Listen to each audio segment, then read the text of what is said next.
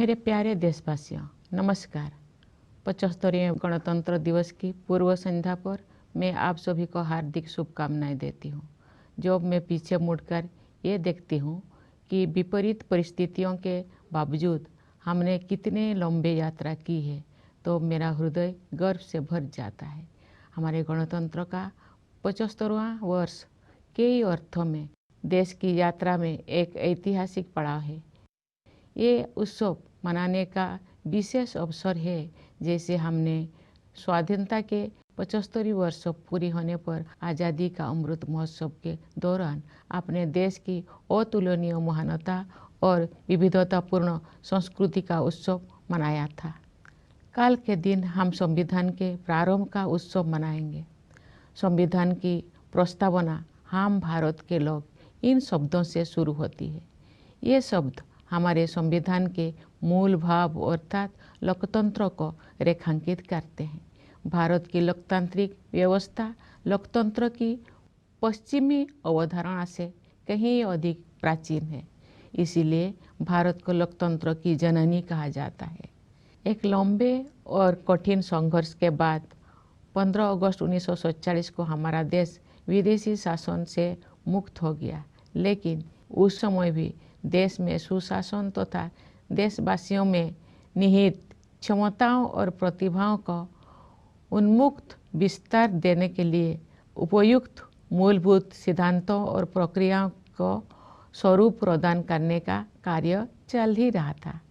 संविधान सभा ने सुशासन के सभी पहलुओं पर लगभग 3 वर्षों तक विस्तृत चर्चा की और हमारे राष्ट्र के महान आधारभूत ग्रंथ यानी भारत के संविधान की रचना की। आज के दिन हम सब देशवासी उन दूरदर्शी जननायकों और अधिकारियों का कृतज्ञतापूर्वक स्मरण करते हैं, जिन्होंने हमारा भव्य और प्रेरक संविधान के निर्माण में अमूल्य योगदान दिया था। हमारा देश स्वतंत्रता की शताब्दी की ओर बढ़ते हुए अमृत काल के प्रारंभिक दौर से गुजर रहा है। ये एक युगांतकारी परिवर्तन का कालखंड है। हमें अपने देश को नई ऊंचाइयों तक ले जाने का सुनहरा अवसर मिला है।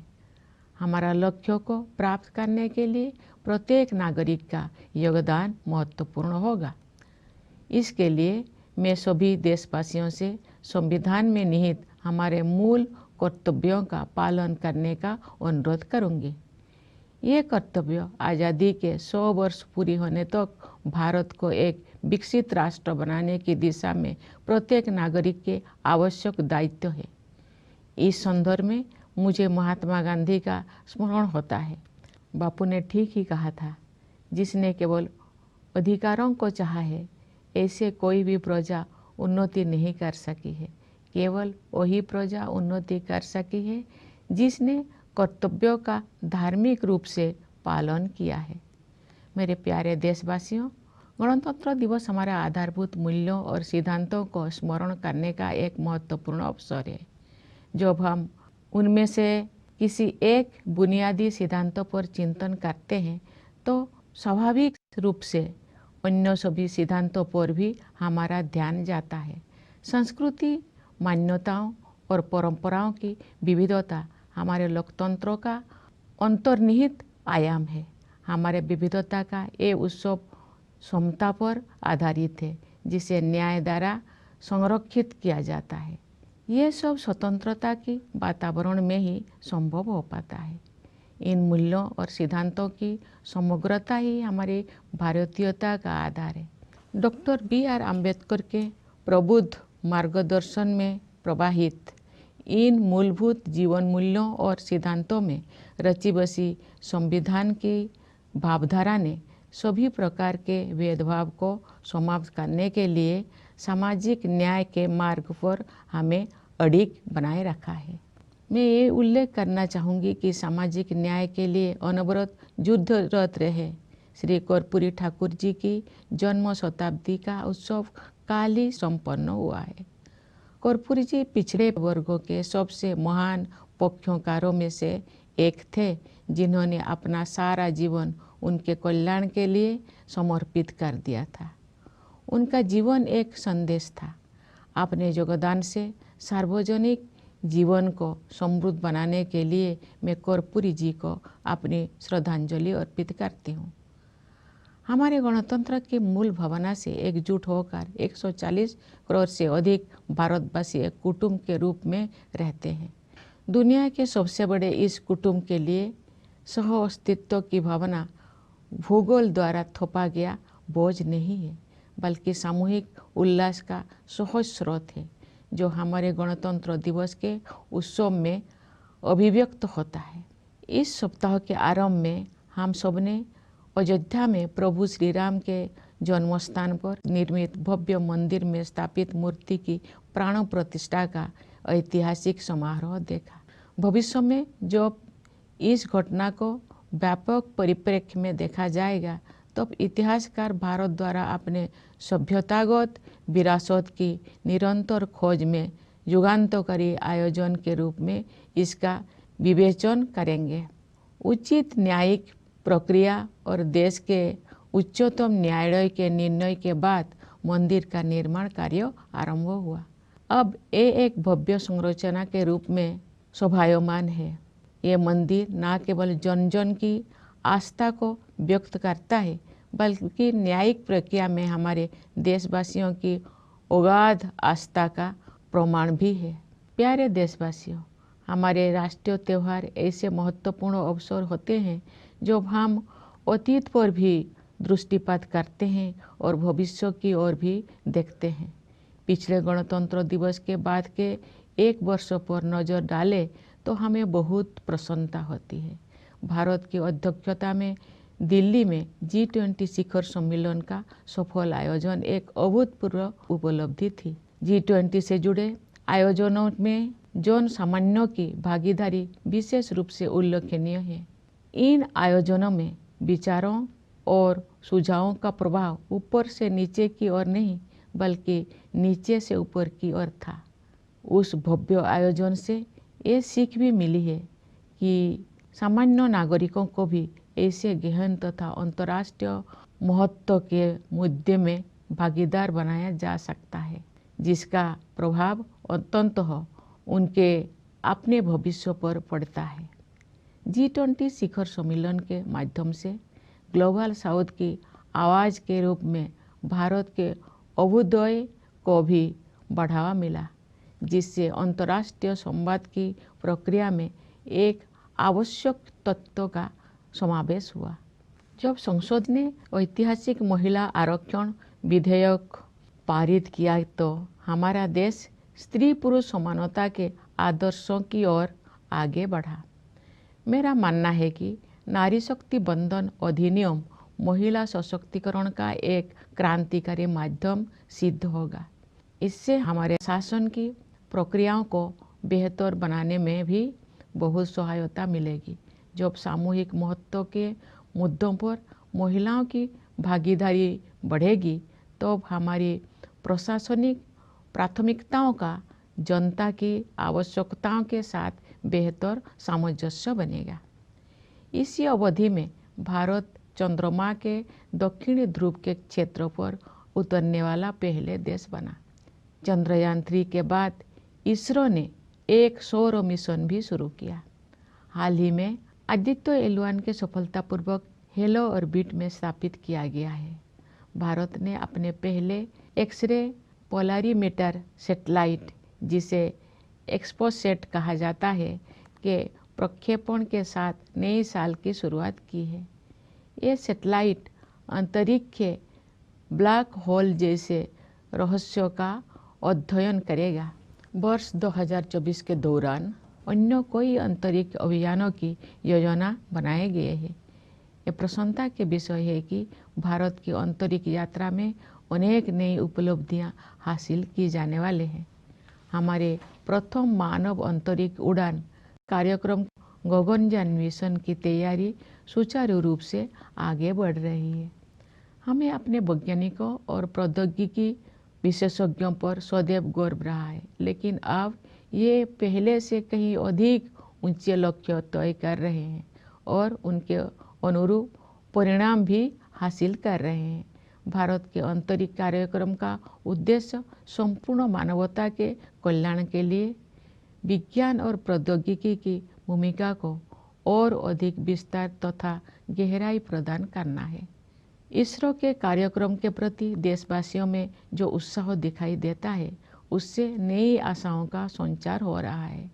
अंतरिक्ष विज्ञान के क्षेत्र में नई उपलब्धियों ने युवा पीढ़ी की कल्पना शक्ति को नई पंख दिए हैं।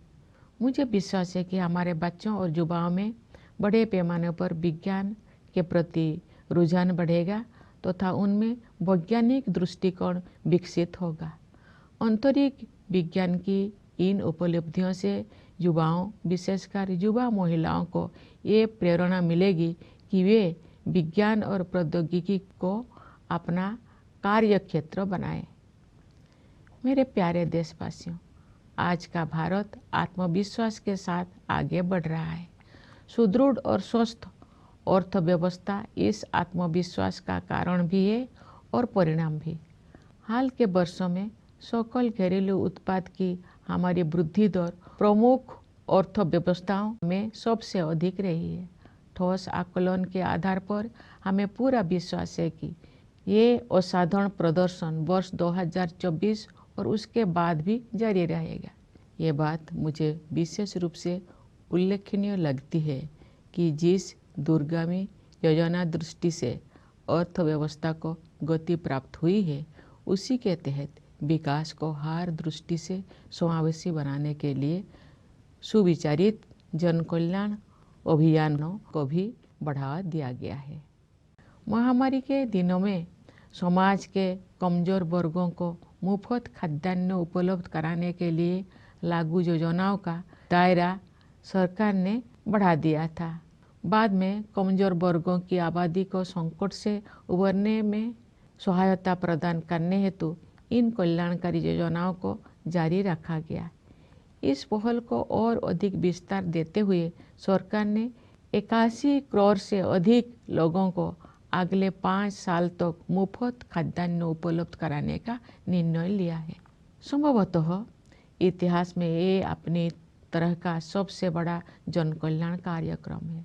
साथ ही सभी नागरिकों के जीवन यापन को सुगम बनाने के लिए अनेक समयबद्ध योजनाएं भी कार्यान्वित की जा रही है। घर में सुरक्षित और पर्याप्त पेयजल की उपलब्धता से लेकर अपना घर होने के सुरक्षाजनक अनुभव तक, ये सभी बुनियादी न्यूनतम आवश्यकताएं हैं, न कि विशेष सुविधाएं।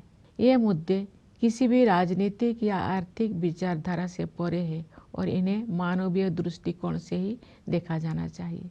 सरकार ने केवल जन कल्याण योजनाओं का विस्तार और संवर्धन ही नहीं किया है, अपितु जन कल्याण की अवधारणा को भी नया अर्थ प्रदान किया है। हम सभी उस दिन गर्व का अनुभव करेंगे जब भारत ऐसे कुछ देशों में शामिल हो जाएगा जहां शायद ही कोई बेघर हो। समावेशी कल्याण की इसी सोच के साथ राष्ट्रीय शिक्षा नीति में डिजिटल विभाजन को पाटने और वंचित वर्गों के विद्यार्थियों के हित में समानता पर आधारित शिक्षा व्यवस्था के निर्माण को समुचित प्राथमिकता दी जा रही है। आयुष्मान भारत योजना के विस्तारित सुरक्षा कवच के तहत सभी लाभार्थियों को शामिल करने का लक्ष्य है। इस संरक्षण से गरीब और कमजोर वर्गों के लोगों में एक बहुत बड़ा विश्वास जगा है। हमारे खिलाड़ियों ने अंतर्राष्ट्रीय मंच पर भारत का मान बढ़ाया है। पिछले साल आयोजित एशियाई खेलों में हमने 107 पदकों के नए कीर्तिमान के साथ इतिहास रचा और एशियाई पैरा खेलों में हमने 111 पदक जीते।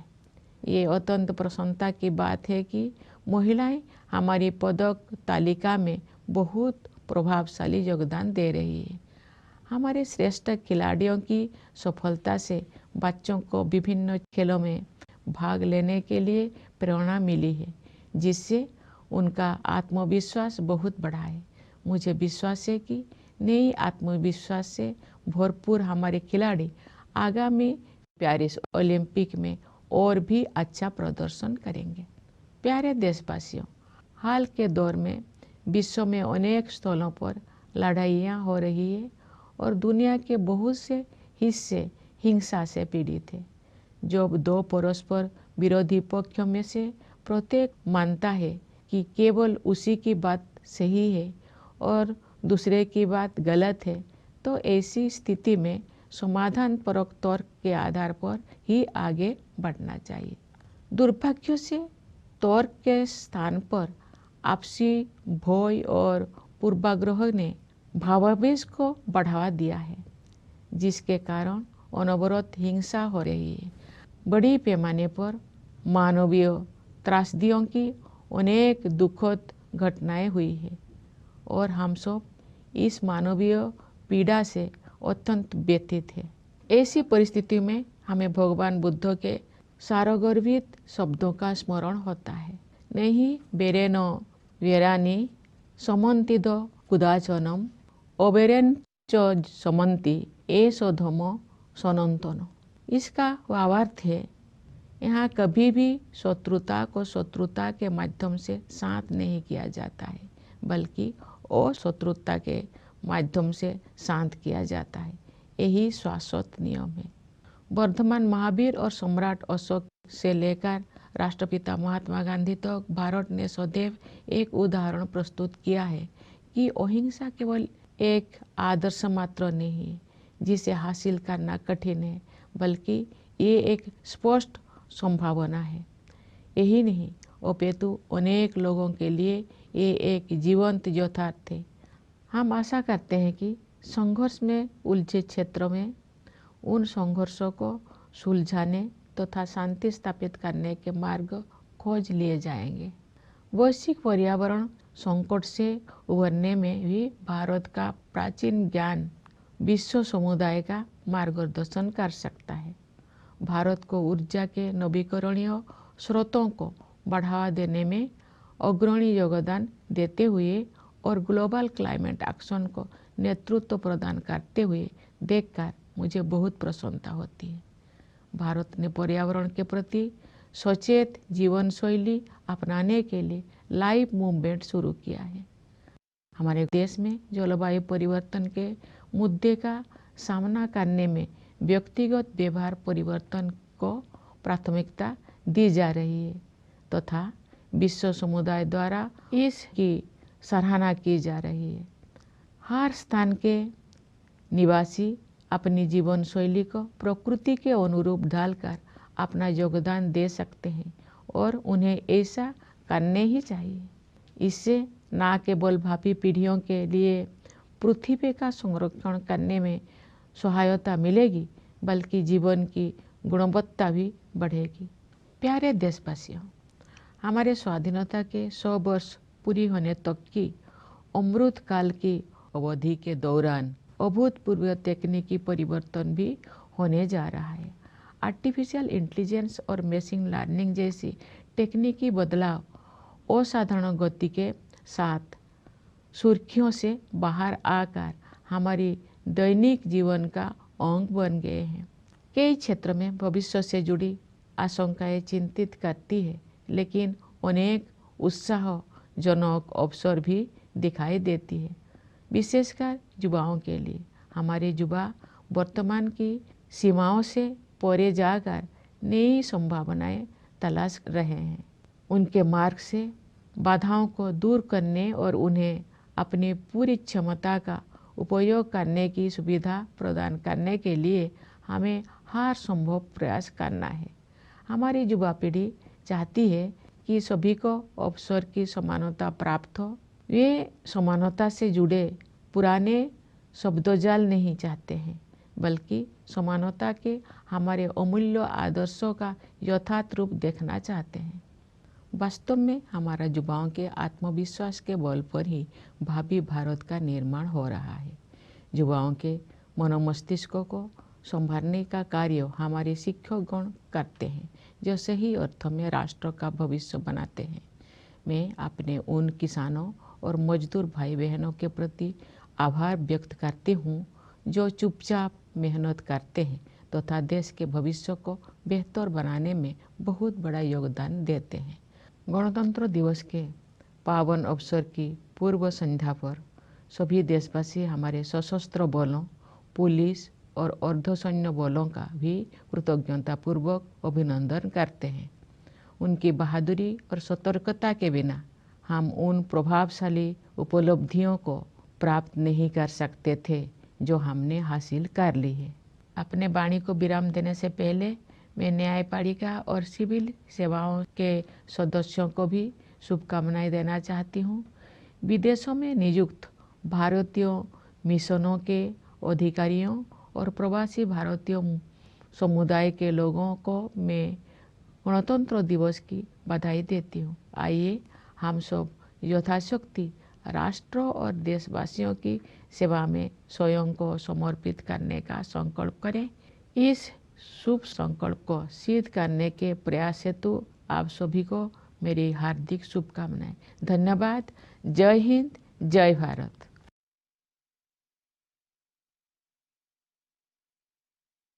My dear fellow citizens, Namaskar. My heartiest greetings to all of you on the eve of the 75th Republic Day.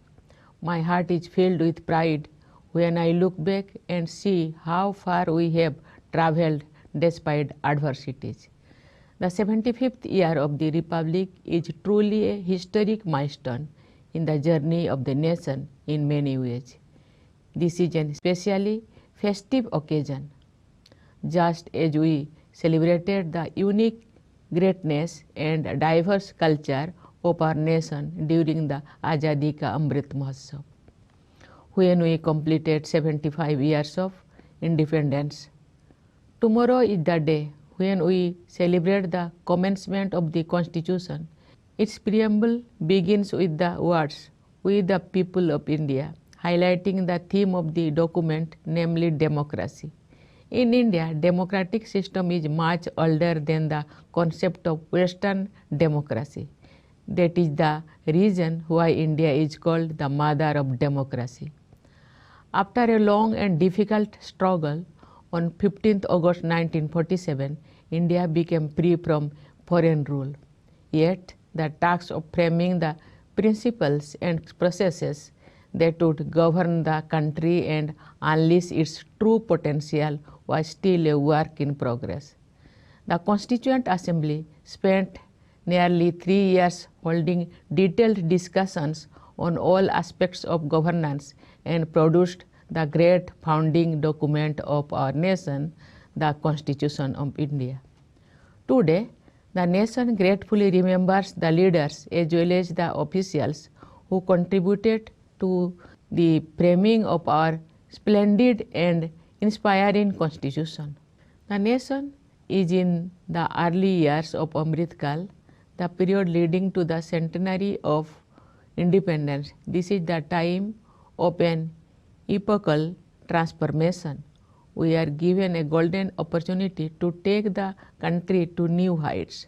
Contribution from every citizen will be crucial to achieve our goals. For this, I will appeal to all my fellow citizens to abide by our fundamental duties enshrined in the Constitution. These duties are essential obligations of every citizen towards making Bharat a developed nation when it completes 100 years of independence. Here I think of Mahatma Gandhi, who had rightly said, "No people have risen who thought only of rights, only those did so who thought of duties." My dear fellow citizens, Republic Day is an occasion to recall our foundational values and principles. When we contemplate any one of them, we are naturally guided to the rest. Democracy implies diversity of culture, beliefs, and practices. Celebrating diversity implies equality, which is upheld by justice. Freedom is what makes it all possible. The totality of these values or principles is what makes us Indian. Guided by the sagacity of Dr. B.R. Ambedkar, the spirit of the Constitution imbued with these foundational values and principles, has led us invariably on the path of social justice to put an end to all kinds of discrimination. I would like to mention here that the celebration of the birth centenary of a tireless champion of social justice, Sri Karpuri Thakurji, concluded yesterday. Karpuriji was one of the greatest advocates of backward classes who dedicated his life for their welfare. His life was a message. I pay my tribute to Karpuriji for enriching public life through his contributions. The ethos of our republic brings together more than 1.4 billion of us to live as one family. For this largest family in the world, coexistence is not an imposition of geography but a source of happiness which finds expression in our Republic Day celebrations.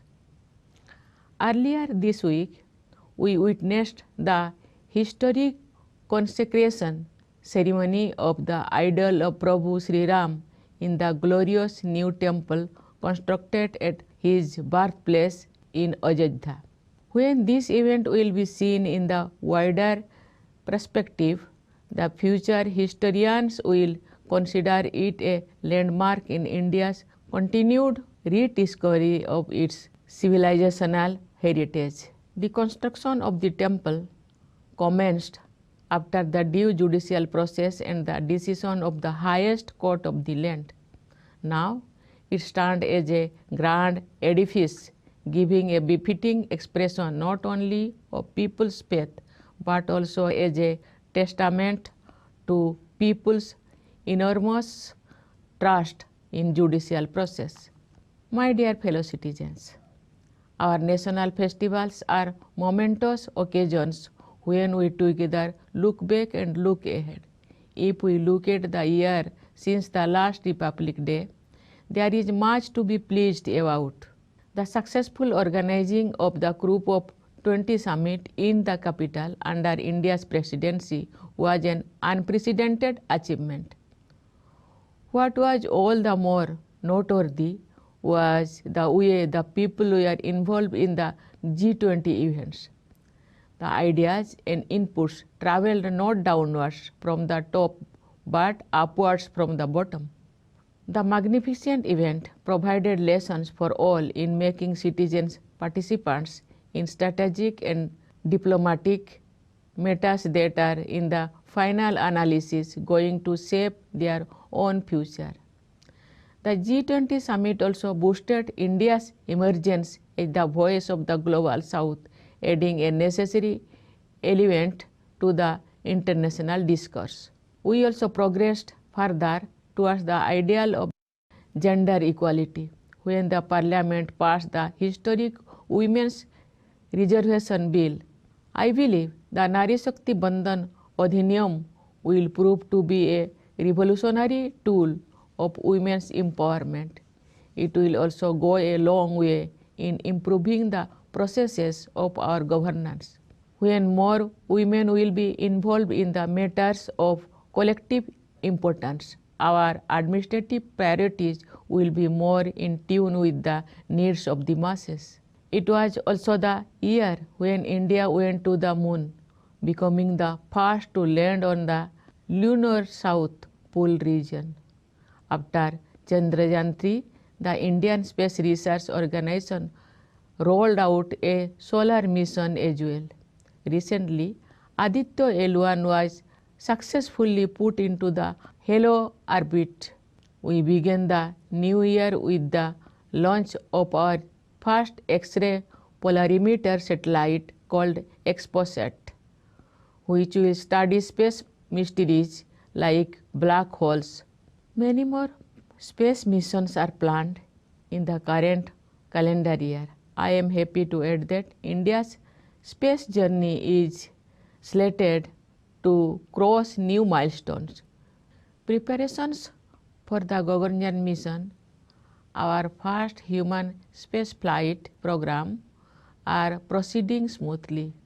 We have always been proud of our scientists and technology experts, but now they are aiming far higher than before and delivering too. India's space program is aimed at expanding and deepening the role of science and technology for the benefit of the entire humanity. The amount of enthusiasm we see in the country for the ISRO's initiatives is heartening. New achievements in this area have fired the imagination of the young generation. More children, I am sure, will become interested in science and cultivate a scientific temper. It will also inspire more youngsters, especially young women, to pursue careers in science and technology. My dear fellow citizens, India is moving ahead with confidence, which comes from and is also reflected by the robust health of the economy. Our GDP growth rate has remained the highest among major economies in recent years, and we have all reasons to believe that this extraordinary performance will continue in the year 2024 and beyond. What I find particularly noteworthy is that the same farsighted planning that fuels the economy has also given a push to the welfare drive to make the development inclusive in every sense of term. The government had increased the scope of schemes to provide free food to the weaker sections of society during the pandemic days. These measures were later continued to extend a helping hand to the vulnerable population to come out of that crisis. Expanding the scope of that initiative, the government has decided to provide free food grains to over 81 crore people for 5 years. This may be the biggest welfare initiative of its kind in history. Moreover, there have been a number of mission mode schemes to increase the ease of living for all citizens. From the availability of safe and adequate drinking water at home to the security of having one's own home, these are basic minimum requirements, not privileges. These matters are beyond any political or economic ideology and must be seen from a humanitarian perspective.